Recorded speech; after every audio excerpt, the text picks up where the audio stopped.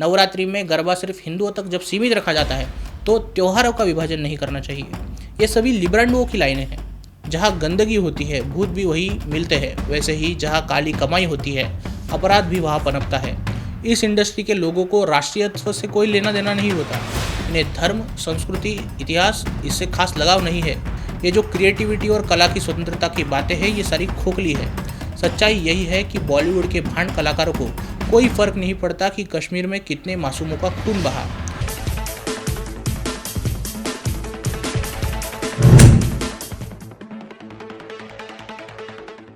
नमस्कार, न्यूज़ डंका के बात पतेगी में आपका स्वागत है। पहलगाम हमले के बाद विवेक अग्रवाल की फिल्म अबीर गुलाल पर प्रतिबंध लगाए गए। इस फिल्म में पाकिस्तानी अभिनेता फवाद खान के बतौर हीरो काम करने पर ऑडियंस को आपत्ति थी।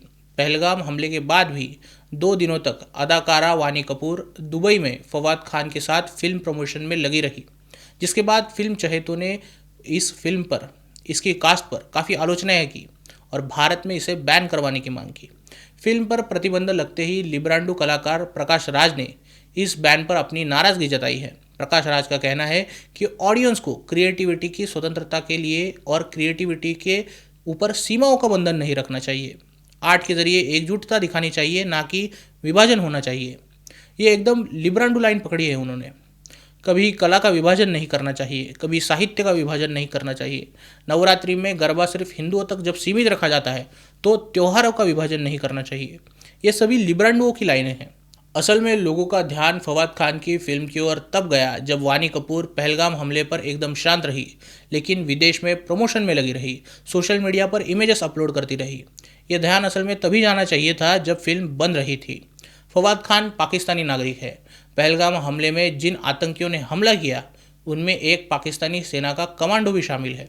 ऐसे में फवाद खान ने एक लाइन भी अपने देश के खिलाफ नहीं कही, लेकिन वानी कपूर अपने देशवासियों के लिए 4 लाइनें लिखते भी नहीं दिखी।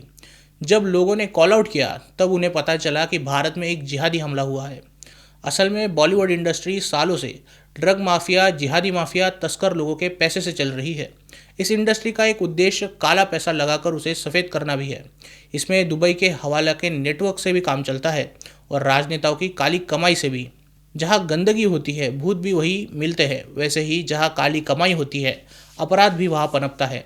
काली कमाई में बड़ा सा हिस्सा लेने के लिए कुछ हाथ पाकिस्तान से भी आते हैं। उन्हें भी इस पैसे पर अपनी जीभ रगड़ने का शौक़ होता है। अगर पैसा पाकिस्तान से आ सकता है तो कलाकार भी पाकिस्तान से आते हैं। इसीलिए भारत के फिल्मों में आपको अंट शंट पाकिस्तानी अभिनेताओं और बड़े बड़े किरदार निभाते हुए दिखते हैं। प्रभास की अगली फिल्म आ रही है फौजी। इसकी आयरनी यह है कि इस फिल्म में एक पाकिस्तानी आर्मी जनरल की बेटी ईमान इस्माइल बतौर हीरोइन काम करने वाली है। ऐसे ही सरदारजी 3 भी आने वाली है। दिलजीत दोसांझ की इस फिल्म में हानिया आमिर भी काम करने वाली है।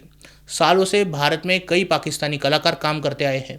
फवाद खान, माहिरा खान, वीना मलिक, सबा कमर, मारवा हकेन, अतीफ़ असलम, राहत फ़तेह अली खान, ऐसे कई अभिनेता, गायक इस इंडस्ट्री में आए और काम करके चले गए। लेकिन इनमें से किसी एक ने भी पाकिस्तान पोषित आतंकवाद पर मुंह नहीं खोला। नहीं इन लोगों ने कभी कला में एकजुटता दिखाई है। भारत में कभी कश्मीर फाइल, केरला स्टोरी, गोधरा कांड पर बनी असली कहानियाँ दिखाई गई तो उसे प्रोपेगेंडा मटेरियल बोलकर प्रकाश राज जैसे लिब्रांडुओं ने पीड़ितों के जख्मों पर पर्दे डाले हैं। और बॉलीवुड में जब कभी फिक्शन फिल्में बनी तो टीका लगाने वाला गुंडा, चोटी रखने वाला धांधलेबाज, बनिया लालची, ठाकुर उग्रवादी और पूजा करने वाला विलन दिखाया गया। गरीबों के हक के लिए लड़ने वाला कुली 786 नंबर का बैच पहनता रहा। चक दे इंडिया में टीम इंडिया को जिताने वाला कोच कबीर खान बन गया। कश्मीर में आर्मी के कारण युवा आतंकी बन गया। कश्मीर को ढूंढने वाले मुगल हो गए। आईएसआई की स्पाई भारत की मददगार हो गई। विनोद चोपड़ा ने कश्मीरियों का दर्द बयान करने के लिए एक फिल्म निकाली जिसमें कश्मीरियों के जख्मों पर नमक छिड़का गया। कहा गया जो हुआ वो गलत हुआ, आओ एक साथ मिलकर रहते हैं। ये सब देखकर भारतीय ऑडियंस का माथा ठनका। ऑडियंस थिएटर से गायब हो गई। आज बॉलीवुड की एंटी हिंदू नैरेटिव को देखने के लिए कोई चहेता पैसा खर्चना नहीं चाहता। जितनी जल्दी ये बात बॉलीवुड के सेकुलर भांड समझ जाए उतना अच्छा है।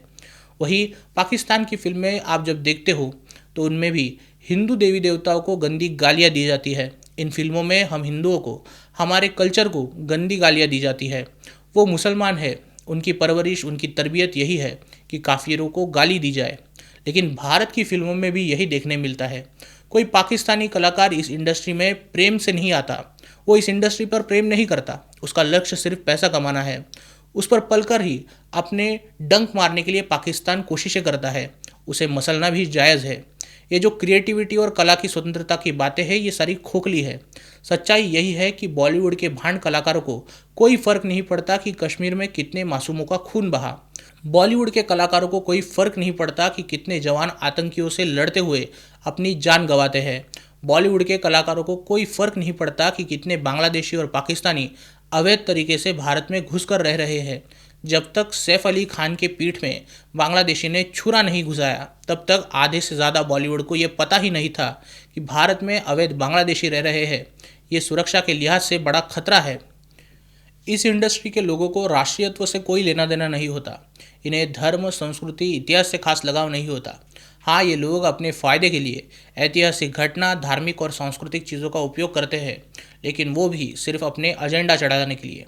वही अगर आप अमेरिका, चीन, साउथ कोरिया जैसी देश की फिल्म इंडस्ट्रीज़ को देखेंगे तो वो अपने कंटेंट को सॉफ्ट पावर के रूप में उपयोग करते हैं। अगर आप जापान की एनिमे इंडस्ट्री के कंटेंट को देखेंगे तो उन्होंने पिछले साल में $22 बिलियन की कमाई की है। किसी को ये याद भी नहीं है कि दूसरे विश्व युद्ध के पहले जापान एक क्रूअल देश बनकर उभरा था। जापान ने ये इमेज एनिमे और कॉमिक्स इंडस्ट्री के दम पर बनाई है, जबकि भारतीय स्लम डॉग मिलेनियर और गली बॉय जैसी फिल्में दिखाकर दुनिया भर में मुंह काला करता रहा है। भला हो साउथ फिल्म इंडस्ट्री का, जिसमें राष्ट्रीयता की झलक आज भी देखने मिलती है, लेकिन बॉलीवुड या राक्षस साउथ फिल्म इंडस्ट्री को भी तबाह करने पर तुला है। कैसे, वो देखेंगे किसी और वीडियो में। तब तक ये वीडियो कैसी लगी ये ज़रूर कमेंट सेक्शन में बताइए। अच्छी लगी हो तो इसे लाइक कीजिए, शेयर कीजिए और न्यूज़ डंका हिंदी को सब्सक्राइब कीजिए। मिलते हैं अगले वीडियो में नए मुद्दे के साथ। तब तक नमस्कार।